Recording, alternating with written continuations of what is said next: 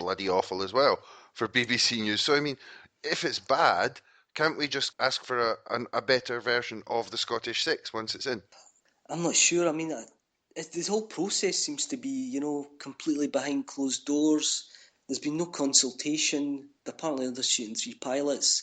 Nobody's seen them. Nobody knows who's presenting. Nobody knows anything about it, really. It's just a completely closed process, and there's no audience involvement. There's no accountability there at all. That's your public broadcaster for you.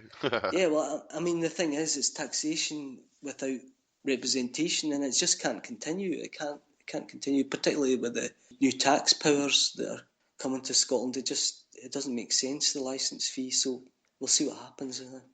And all right, so just to move on to more general stuff, because it's your first time on the show, so if I have an independence supporter on, the question that they always get is, why is it that you support Scottish independence? For me, the independence referendum, it wasn't just a vote, a simple yes/no vote. I think it was a process where Scotland, went through a profound examination of itself. You had to ask yourself, how do you feel about things like Trident? Has the UK really been good for us? And it's just a chance to stop and think about where we're going and where we are. I mean, for me, the independence referendum, it hasn't ended. There's only going to be one conclusion to this. It's going to be independence, as far as I'm concerned, and we just need to keep believing, and because we have to write that story. We have to get there. But for me, it's inevitable. It's just when it's going to happen. I think so too. It's like Colin Fox said, Scotland, independence deferred.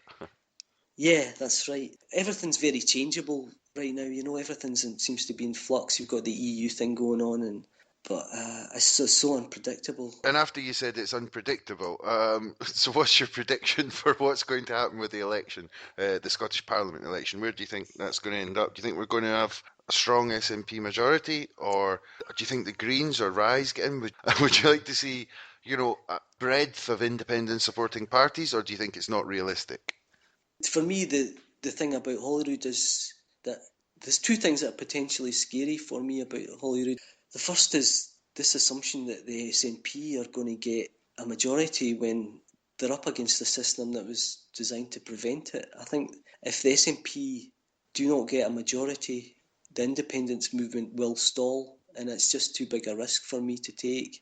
I mean, to me, it feels like the majority of people in Scotland right now feel pro-independence, And the debate now is not about whether we should be independent or not. It's how we get there, I think. And for the SNP to stall at Holyrood is just a risk not worth taking. But I would like to see other parties come through, of course. I mean, I think the SNP are going to sort of level the ground for these other parties to come through, and I think in terms of people like Rise, to set up a new party a few months before an election and expect to make a lot of headway, I don't think that's realistic. I do welcome them, and I think they'd be better, concentrating on the council elections, doing the groundwork, building it up like that. And I'd be more than happy to see the Greens as the opposition party, but that doesn't look like it's likely.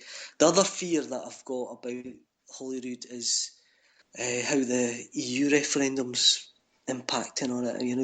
We went from the prospect of zero UKIP MSPs to 7, which is a scary thought, and it's all because of the influence of the EU referendum. So I don't know what that's going to do to, in terms of the Tory vote. It might hurt them, but it also might shift the focus into a more right-wing parliament. Yeah, it's something I'm a bit concerned about. Yeah, no, but I was thinking with UKIP there. With UKIP and Coburn, you sort of think, well, he makes such a fool of himself all the time that, having them more visible in a certain way might not hurt. But then again, after the fact that everything he says is pretty much ridiculous, it seems that they still might get some seats, which kind of contradicts the theory a bit. But yeah, it is a worrying idea that UKIP could get a few seats. I'll agree with you there. Yeah, I think so. It wouldn't be a good look. No, certainly not. But so when's your next film coming out? I'm working on a few different projects. The Become the Media's out this weekend. and I've also doing some projects with Christopher Silver and Kevin Williamson, and just be continuing to fight the good fight. Well, thanks, and thanks for making these films. They're absolutely wonderful, and You're welcome. looking forward to seeing the next one. All right, so thanks. That's been wonderful. And the last thing again is that it's your first time on the show, so you get to choose what the song is going out. So, what have you chosen and why? The song I've chosen is Bill is Dead. It's not about the Scotland Bill, and it proves that Marky Smith can sing. Righty. Okay. Thanks very much. That's been great. Goodbye, Michael. Cheers.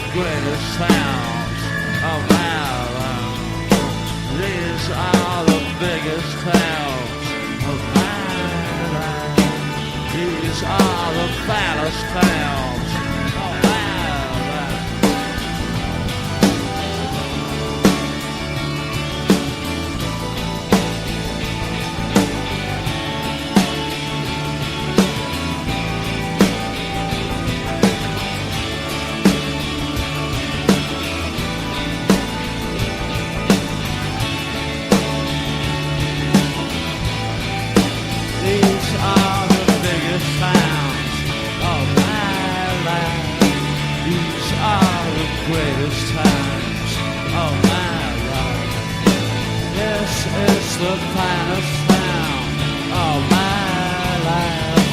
These are the greatest sounds of my life.